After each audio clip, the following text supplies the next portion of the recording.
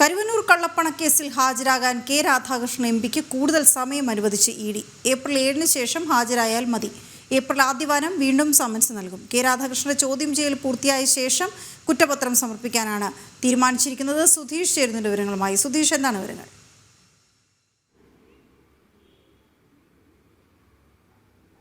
വീണ, കരുവന്നൂർ കള്ളപ്പണ കേസുമായി ബന്ധപ്പെട്ട് നേരത്തെ 2 തവണ കെ രാധാകൃഷ്ണന് ഇ.ഡി. സമൻസ് അയച്ചിരുന്നു. അന്ന് 2 പ്രാവശ്യവും മറ്റ് ചില അസൗകര്യങ്ങൾ പറഞ്ഞു. ഒന്ന്, പാർട്ടി സമ്മേളനവുമായി ബന്ധപ്പെട്ടും പാർലമെൻറ്റ് സമ്മേളനം നടക്കുന്നതുമായി ബന്ധപ്പെട്ടുമാണ് ഒഴികഴിവുകൾ പറഞ്ഞിരുന്നത്. അതിൻ്റെ അടിസ്ഥാനത്തിൽ ഏപ്രിൽ 7-ന് ശേഷമേ ഹാജരാകാൻ സാധിക്കൂ എന്നതാണ് അറിയിച്ചിരുന്നത്. ഇതിൻ്റെ അടിസ്ഥാനത്തിലാണ് ഇ.ഡി. ഉന്നത ഉദ്യോഗസ്ഥരുമായി കൂടിയാലോചിച്ച ശേഷം അതിനുശേഷം കുറ്റപത്രം 2ാം ഘട്ട കുറ്റപത്രം സമർപ്പിച്ചാൽ മതി എന്ന ഒരു നിഗമനത്തിലേക്ക് എത്തിയത്. ഇതിലെ ഏറ്റവും പ്രധാനമായിട്ടും CPM-ന്റെ 70 രൂപയുടെ സ്വത്തുവകകൾ കണ്ടുകെട്ടിയിരുന്നു.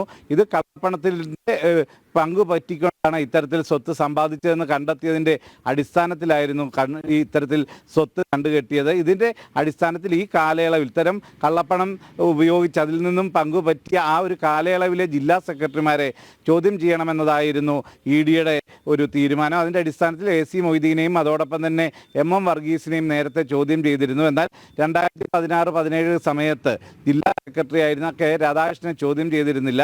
ഇതിൻ്റെ അടിസ്ഥാനത്തിലാണ് സമൻസ്. ഇപ്പോൾ ഇ.ഡി. ഉദ്യോഗസ്ഥർക്ക് ഉന്നത ഉദ്യോഗസ്ഥരിൽ നിന്ന് ലഭിച്ചിരിക്കുന്ന നിർദ്ദേശവും ഈ രാധാകൃഷ്ണനെ കൂടി ചോദ്യം ചെയ്തതിന് ശേഷം അന്തിമ കുറ്റപത്രം സമർപ്പിച്ചാൽ മതിയെന്നുള്ളതാണ്. അതിൻ്റെ അടിസ്ഥാനത്തിൽ ഏപ്രിൽ 7-ന് ശേഷം ചോദ്യം ചെയ്യാനാണ് ഇപ്പോൾ ഇ.ഡി. തീരുമാനിച്ചിട്ടുള്ളത്. വീണ.